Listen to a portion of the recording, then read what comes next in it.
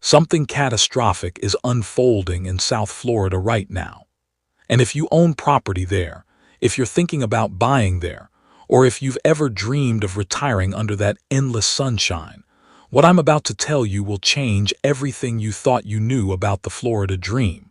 Imagine waking up one morning to discover that your home insurance bill has tripled overnight. Not slowly over years, overnight. Imagine opening your mailbox to find a letter informing you that you now live in a flood zone, even though you're nowhere near water. You've never seen a flood. Your driveway has never had so much as a puddle, but according to new government maps, you're high risk, and that means mandatory flood insurance. Another $3,000 a year, on top of everything else. Now imagine this isn't happening to just you. It's happening to nearly 90,000 families, all at once, in a single county. This is not a hypothetical scenario. This is South Florida in 2025, and it gets worse, much worse. Right now, as I speak to you, more than 275,000 people are preparing to leave Florida. Not for a vacation, not for a job transfer. They're fleeing, abandoning homes they thought would secure their retirement, walking away from properties they believed would appreciate forever. This is the largest mass exodus from the Sunshine State since the 2008 financial collapse. And unlike that crisis, which was driven by reckless lending and speculation, this one is different. This one is being driven by forces that homeowners cannot control, cannot negotiate with, and cannot escape. Let me paint you a picture of what's really happening on the ground.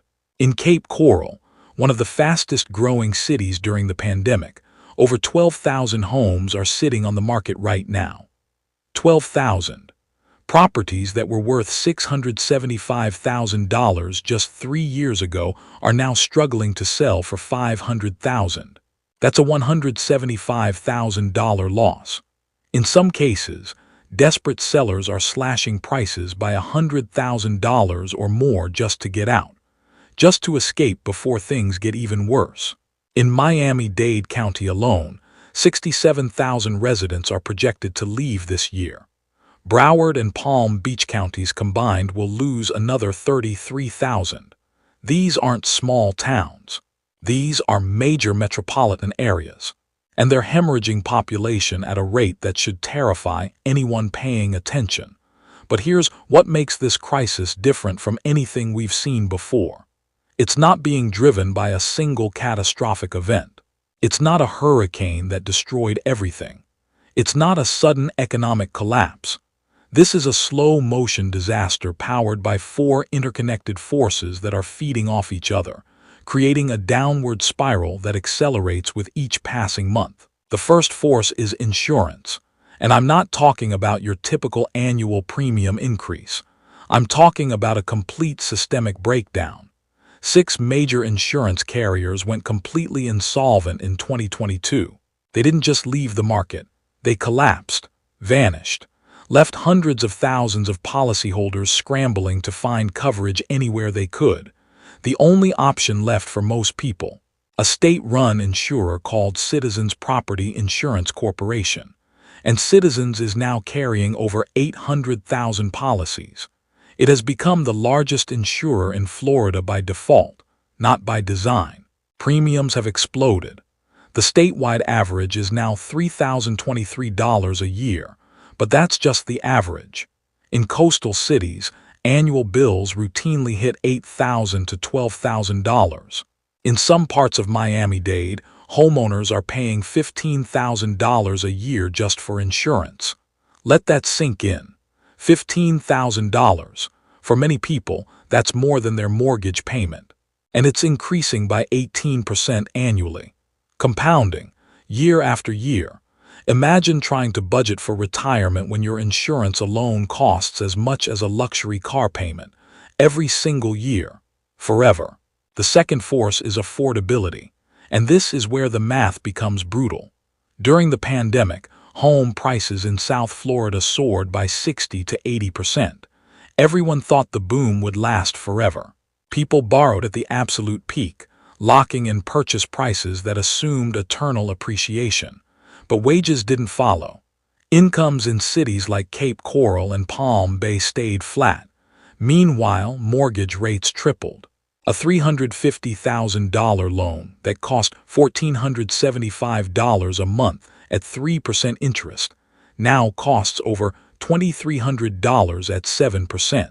That's an extra $825 every month for 30 years. For first-time buyers, the dream is dead. The math simply doesn't work.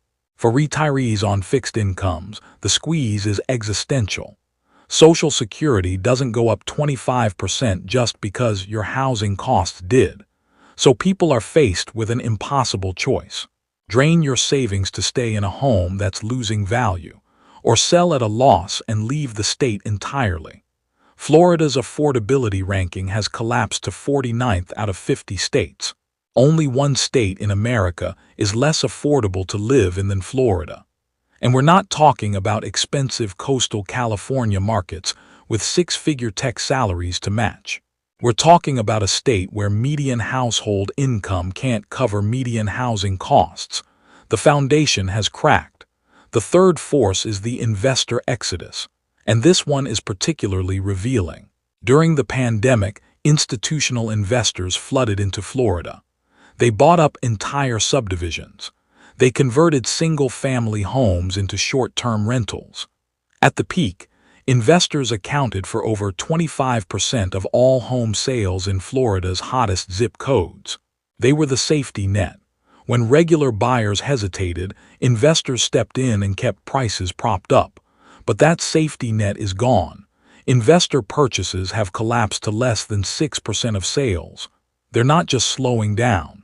They're running for the exits. In Palm Bay and Punta Gorda, rental yields have dropped below 4.5%. Average rents are falling by double digits. Vacancy rates are climbing. The short-term rental market, which was supposed to be a goldmine, has completely cratered. Properties that were bought for Airbnb conversion are being dumped at six-figure losses. When the smart money leaves, that's your signal. And the smart money has already left Florida. The fourth force is inventory, and this is where the market's true condition becomes undeniable. Active listings have surged 34% year over year. There are now more than 177,000 homes for sale in Florida. To put that in perspective, that's more than double the entire inventory of the entire Northeast United States. In Naples, inventory jumped 34% while new listings actually declined. That means homes aren't selling. They're just sitting, accumulating, piling up like unsold cars on a dealer lot. In Cape Coral, as I mentioned, 12,000 homes are on the market. Sellers are offering cash incentives. They're paying buyers closing costs. They're throwing in furniture. Anything to get a contract signed. In cities from Naples to Northport, price cuts of $40,000 to $75,000 are standard. And even with those cuts, properties are sitting for months. Now here's where it gets truly alarming. These four forces aren't operating independently. They're feeding off each other. High insurance costs make homes unaffordable. Unaffordable homes push out buyers. Fewer buyers mean more inventory. More inventory means falling prices. Falling prices scare away investors. And without investors, prices fall even further. It's a feedback loop, a doom loop. And right now, there's no bottom in sight. But wait, there's a fifth element that just entered the equation, and it's the accelerant that could turn this crisis into a catastrophe. On July 31, 2024, FEMA released revised flood maps for Broward County. Overnight, 89,000 properties were reclassified as high risk. 89,000. In Miramar alone, 25,878 homes were moved into mandatory flood insurance zones. In Pembroke Pines, 22,709. In Hollywood, over 7,000. In Dania Beach, 3,500. These aren't homes on the beach. Many of these properties have never flooded, ever. Homeowners like Rodney Chin in Miramar, who's lived in his house for decades and never seen water reach his driveway, suddenly received a notice. Special flood hazard area.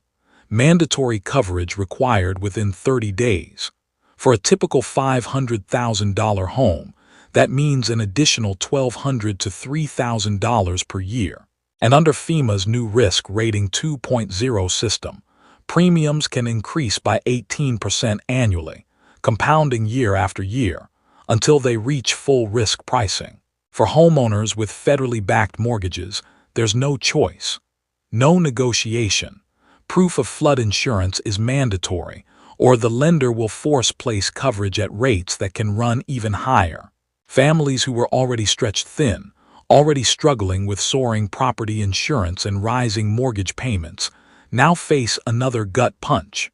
Another bill they can't afford. The suburban dream, the promise of predictable costs and steady appreciation, has been replaced by a new reality. Surprise assessments, hidden costs, and a creeping sense that the ground beneath your investment is no longer solid. Now, before we go any further, I need your help. If you're finding this information valuable, if this is opening your eyes to what's really happening in one of America's hottest real estate markets, do me a favor. Hit that subscribe button right now. We're on a mission to reach 10,000 subscribers, and every single subscription helps us keep bringing you the real stories behind the headlines. The truth that the real estate industry doesn't want you to hear. And here's the big question I want you to answer in the comments. Should people leave Florida?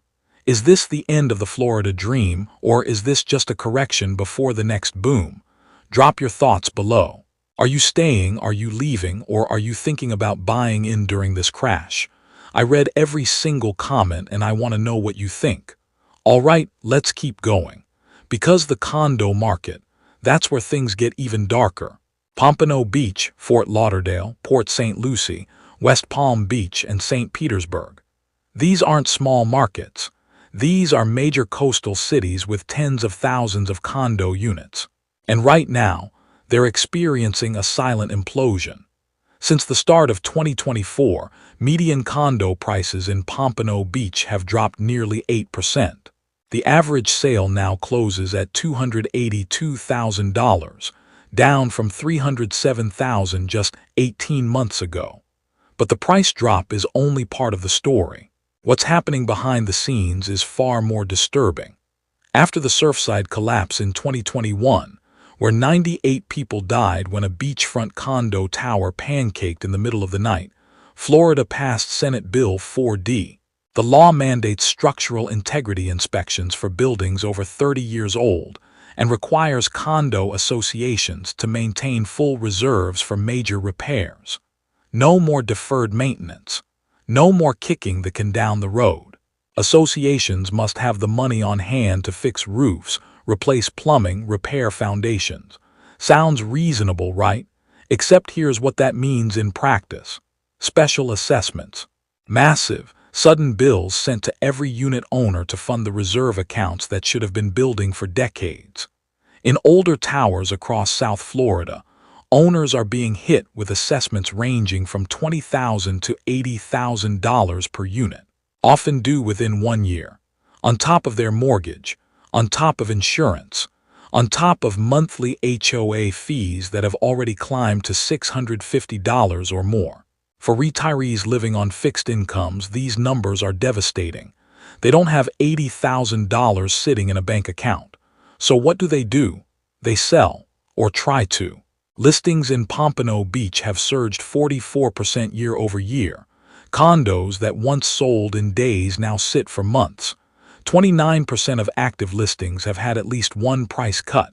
And buyers, they're terrified. Lenders are now demanding detailed reserve studies and proof of structural repairs before approving mortgages. Buildings flagged as non-warrantable due to insufficient reserves can only be sold to cash buyers. The pool of eligible buyers has been slashed. In Fort Lauderdale, the median condo now sits on the market for 93 days, up from 41 just a year ago. Sales volume has dropped 21%. Sellers are offering to pay a full year of HOA dues. They're covering upcoming assessments, anything to get a contract signed, but buyers are walking away. They see the writing on the wall. Port St. Lucie, once a haven for affordable coastal condos, is under siege. Reserve mandates have forced associations to triple monthly fees in some complexes. Special assessments averaging $12,000 to $30,000 are now standard in buildings over 30 years old. Condo prices have dropped 7.3% year over year. Inventory has doubled, and the number of canceled contracts has spiked as buyers back out after reviewing association budgets and realizing the true cost of ownership. West Palm Beach is watching a wave of older high-rises hit the market as owners scramble to exit before the next round of assessments. The average special assessment for buildings subject to structural integrity reserve studies now sits at $38,000 per unit. Some luxury towers are demanding six-figure lump sums. Median condo prices have fallen 6.2% since last spring, and active listings are up 54%. Units in buildings with completed reserve studies and full funding command a premium. Everything else, discounted by 10% or more. And even then, buyers are demanding full disclosure of every upcoming cost before they'll sign. St. Petersburg's condo market, once a magnet for out-of-state investors, is experiencing its sharpest downturn in a decade. Sales have dropped 23% year over year. More than a third of listings have been reduced in price at least once. Associations are under pressure to complete milestone inspections and set aside reserves, leading to sudden fee increases and special assessment ranging from $15,000 to $60,000 per unit. Insurance costs, already on the rise, are compounded by new flood zone designations along the bayfront. For many condo owners, the combined burden of insurance, reserves, and assessments now exceeds their mortgage payment. Investors are pulling out. Cash buyers are driving hard bargains, knowing that every building faces a ticking clock on compliance. The old model of low fees and deferred maintenance is dead, and thousands of owners are only now realizing what true ownership costs look like.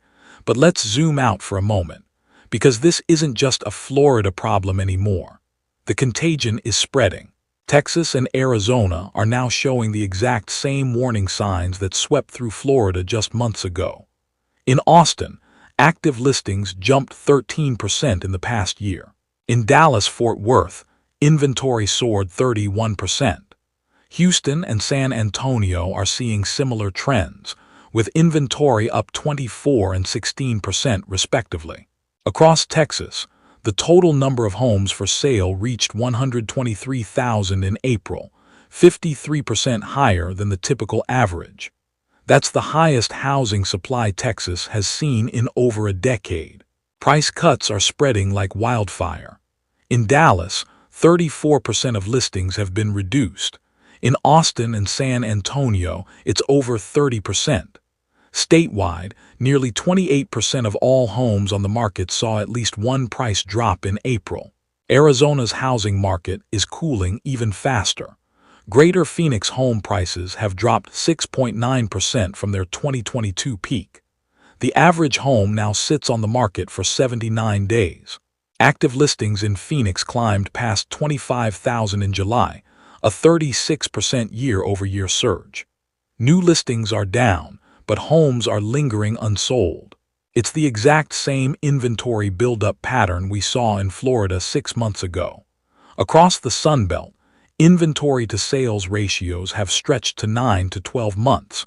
Pending sale cancellations are up 15%.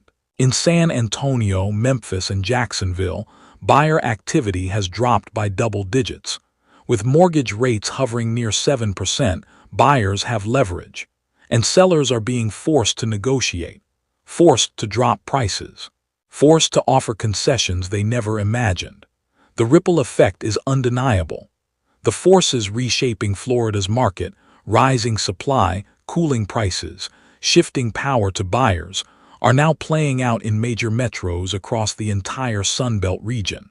Now let's go deeper into the cities that are being hit the absolute hardest, because this isn't just a statistical trend. These are real communities, real families, real lives being upended.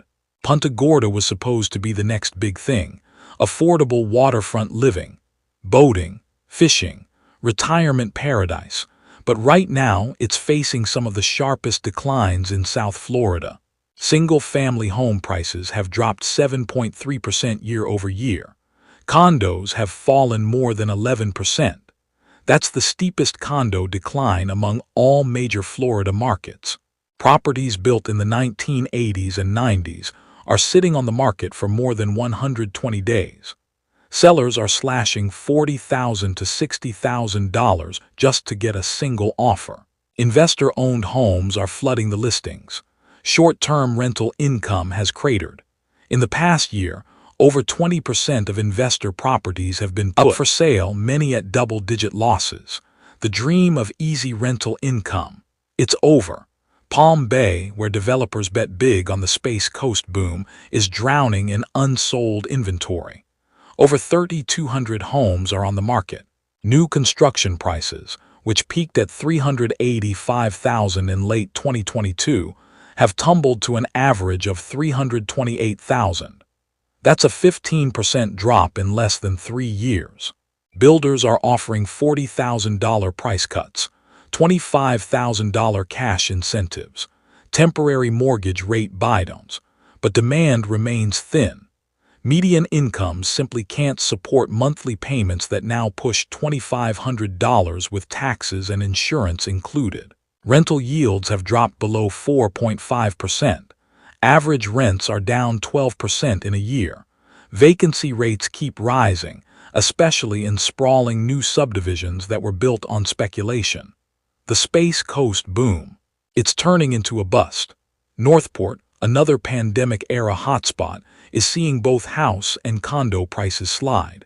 Single-family homes are down 5% year over year, condos nearly 9%. The city's rapid growth outpaced infrastructure, leaving many developments with limited services and rising costs.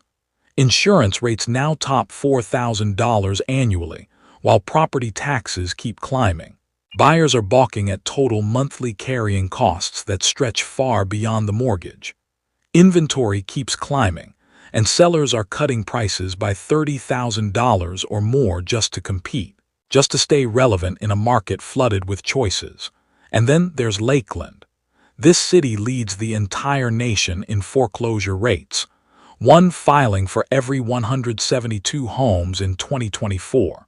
That's more than double the national average. Home values are falling, and the city has been labeled very high risk for further price drops. The foreclosure wave is feeding a vicious negative cycle. Distressed sales drive prices lower. Lower prices push more owners underwater. Underwater owners default. More defaults mean more foreclosures, and the cycle continues. Investors who bought during the boom are now racing to unload properties before values sink even further. But if there's a ground zero for this entire crisis, it's Cape Coral. This city stands at the absolute epicenter of the South Florida housing crash. Home prices in the Cape Coral-Fort Myers metro have dropped 11% in 2 years. That's the steepest decline of any major U.S. city. More than half of all listings in Cape Coral have had at least one price cut. Nearly 8% of homeowners are now underwater, owing more than their house is worth. That's the highest underwater rate in the entire country. Inventory has exploded to around 12,000 homes for sale. Properties that sold for $675,000 3 years ago are now struggling to fetch $500,000. Investors who tried to cash in on the short-term rental craze are slashing prices by $100,000 or more just to get out, just to stop the bleeding. Local real estate agents describe a market where income simply can't keep up with costs.